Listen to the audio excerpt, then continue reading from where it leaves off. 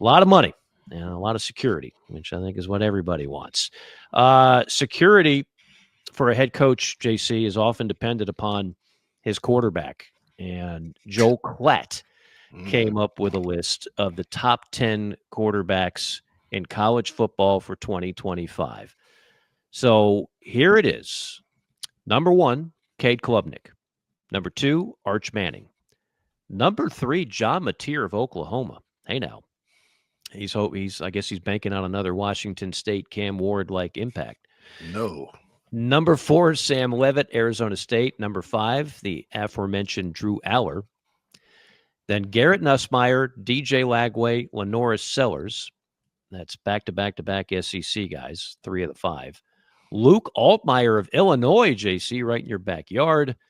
And Carson Beck of Miami. Yes, that Carson Beck, who took a major, major dip last year trying to find the magic that he had in 2024. So 5 SEC guys overall.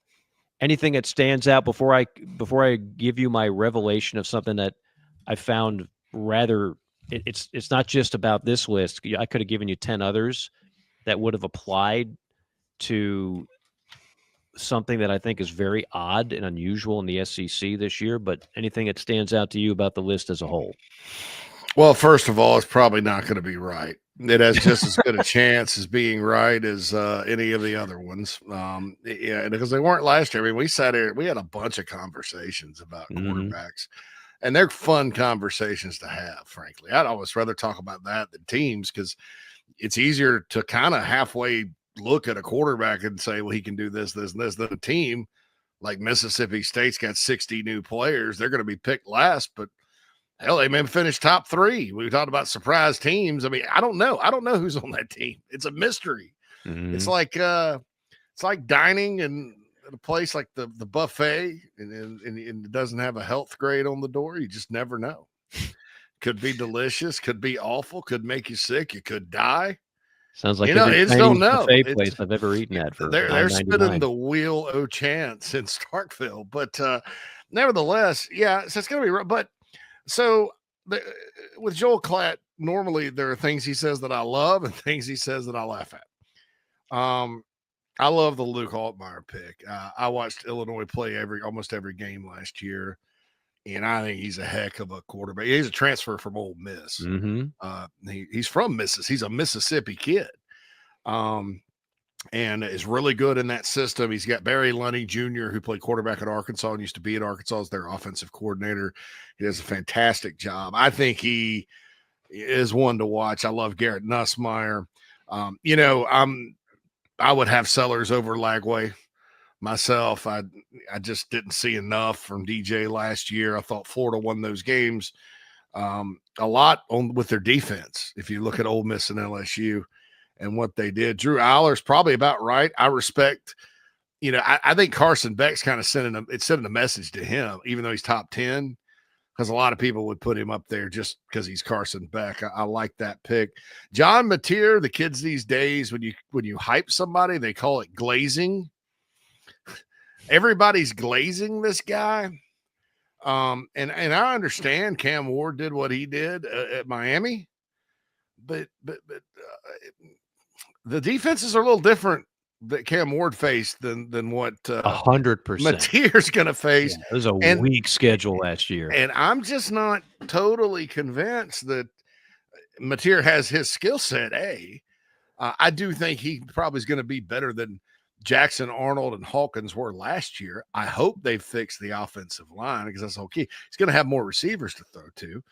I think they'll be better, but this talk of him being the best quarterback in the SEC, I think people really are kind of thinking about Oklahoma in the Big 12 and not thinking about that this is a different era of Oklahoma football. I think their defense is going to be great. I think they'll win. They have a ridiculous schedule, but Mateer's too high. I love Sam Leavitt. I think he's right on, spot on. I'm not an Arch Manning truther. I actually think Arch Manning's going to be really good. So, there's some people, they're like, he hadn't done nothing. It's all hype. If his name was Arch. Right.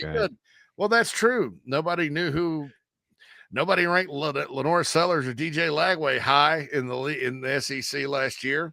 And so you got to make your name for yourself. But if his name was Archie Smith and he was the exact same guy, I think he'd be really good. He can run, he can throw, he's a good player.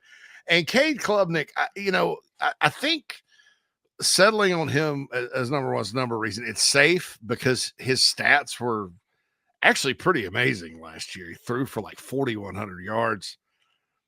Again, the numbers weren't all that great against some better defenses, but also Cade, in that Texas game, people remember that, Mike, and he was good, and they've got a ton of talent at receiver coming back. Yeah. He'll have another great statistical year. Plus, he had 5 stars by his name out of high school, and so everybody wants to be right. So I don't mind the Klubnik number one thing, but NFL likes him too. Yeah, I mean, I think that I don't know how much difference is there between Cade Klubnik and Garrett Nussmeier, though. I don't know. Great question. I mean, maybe Klubnik's a little more mobile. Maybe a little. They run. Garrett Riley runs him a lot more than whoever's plays the Brian Kelly offense. But look, man, a lot of good players on here. I like. If he was ranking Carson Beck and thinking he was going to be lower than everybody else, mad respect. I just have a bad feeling about that. And love Sam Levitt being up there. I'm cautious with Mateer, but overall, I've seen a lot worse hot takes from Joel Klatt. All right, so here's what I stumbled upon. I mentioned there's 5 SEC guys on there. You and I on another show were kind of posing the question, if you had to pick one guy who's missing from the list, I think you and I both landed on Austin Simmons of Ole Miss, right? Mm-hmm. Some people would land on Jackson Arnold at Auburn.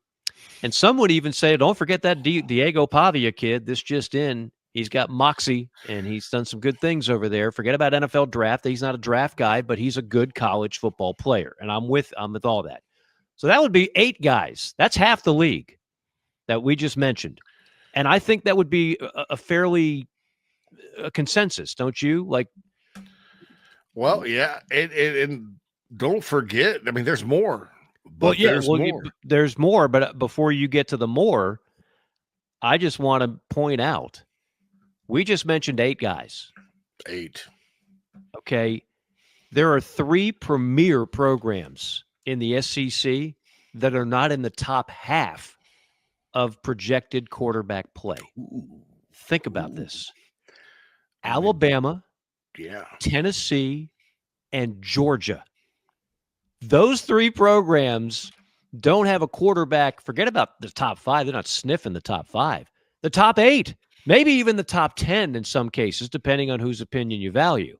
So what a weird year, because Alabama and Georgia, if you go by Vegas odds, along with Texas, are the 3 best teams in the league. If you want to place a bet on who's going to win from the SEC, highest win totals, those are the 3 picks.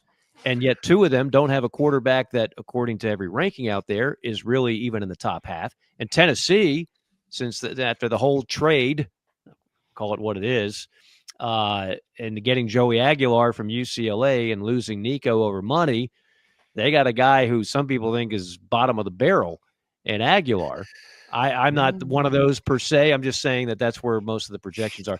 But how crazy is that to have Bama, Georgia, Tennessee, and usually, JC, you know this, you can link projected success, quarterback play. In those 3 cases, not the case. That's a Mike Morgan.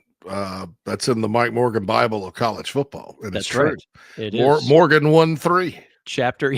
Thou shalt have a stud quarterback. Put that on the eye black underneath, and just in black eye black and white lettering. Morgan 1:3. Yeah. And you're right, because I was sitting there sketching it out. Talon Green from Arkansas. Now he's a turnover machine, but he threw for like a Bobby Petrino. I mean, stats wise, 3,154 yards. He's 6'6", 230. Mm-hmm. He's got, and if he takes a step forward, he's going to be good. I don't know what's around him. Marcel Reed at A&M. Yep. I mean, everybody was talking about him like he was Michael Vick for a week. And then they went to South Carolina, and everybody started talking about Lenore Sellers. Yeah. But I don't think Marcel Reed's a bad quarterback. I think he's got to get better, and they got more help around him. They got some dudes from the portal at receiver, although they had good receivers last year. I thought if Le'Veon Moss is back, A&M could surprise. That's a mixed opinion. So you got him. You mentioned Apabia, Mississippi State's Blake Shapen in that system that Jeff Lebby runs, he'll put up good numbers. Yeah. I mean, especially if some of the grab bago mystery receivers turn out being pretty good, I mean, you're right. It's a situation where, Gunnar Stockton and Joey Aguilar. I'm bullish on Aguilar. I think if Tennessee takes a step back this year, it's going to be replacing studs on defense. Who do they have? And they have pretty good talent there. And then every Tennessee person I talked to, even before Nico left, was worried about the receivers.